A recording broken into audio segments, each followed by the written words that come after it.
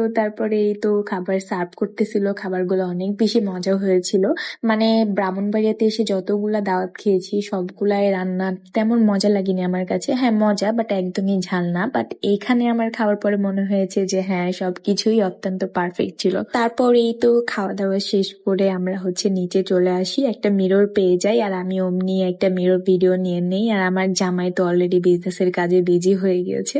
এদিকে আমি আমার ননদের ছেলের সাথে একটু মজা করতেছিলাম। সে অলওয়েজ আমার ব্যাগটা এমনি কাঁধের মধ্যে ঝুলাই, আমার ভিডিও বা ফটোশুট যেটাই হোক সে করতেছে। তারপর কিছুক্ষণ রেস্ট নিয়ে আমরা আবারও একটু বাইরে চলে যাই কিছু ভিডিও অ্যান্ড পিকচার ক্রিয়েট করার জন্য।